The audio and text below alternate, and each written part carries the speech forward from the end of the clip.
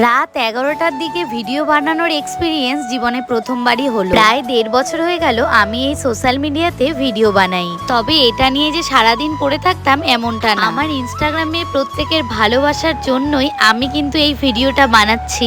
আমাকে অনেকেই বলে, দিদি অলোকদার সাথে তুমি সে যে ভিডিও করার ভিডিওগুলোই দাও সেগুলোই বেশি ভালো লাগে। খাওয়া দাওয়া কমপ্লিট করে বাড়ির সবাই যখন ঘুমিয়ে পড়েছে তখন আমি আলমারি থেকে একটা শাড়ি বের করে যা যা জুয়েলারি পরলে মানাবে সেই মতো সমস্ত কিছু বের করে নিলাম। আমি যে রেডি হই সেই ভিডিও কোনোদিন তোমাদের সাথে শেয়ার করিনি, যেহেতু আমাকে সমস্ত কিছু নিজে হাতে একাই করতে হয়। একটা ভিডিও বানানোর জন্য স্ট্যান্ড আমি কিনেছিলাম, যেই স্ট্যান্ডটাই এখন আমাকে সঙ্গ দিচ্ছে বলতে পারো। খাওয়া দাওয়া কমপ্লিট হয়ে গেছে, বাবা গাড়িও তুলে দিয়েছে। তারপর আমাকে সেখানে একটু জায়গা বের করে ভিডিওটা বানানোর জন্য রেডি হতে হলো। আজকে যে কি পরিমাণ গরম ছিল সেটা আমি তোমাদের বলে বোঝাতে পারবো না। আর যখন আমি শাড়িটা পরেছি ঠিক এতটা গরম লাগছিল, আমার মনে হচ্ছিল কেন আমি রেডি হতে আসলাম। কিন্তু কোনো উপায় নেই, কাল সকালে আমি ভিডিও বানাতে পারবো না যেহেতু অলোকের ডিউটি থাকে। আর সবকিছুরই একটা ভিডিও আপলোড করার সময় থাকে। আমি সবসময় সকাল 11টার দিকে ইনস্টাগ্রামে ভিডিও আপলোড করি, যেই কারণে আমাকে রাতেই রেডি হতে হলো। আমি কিন্তু কখনোই অলোককে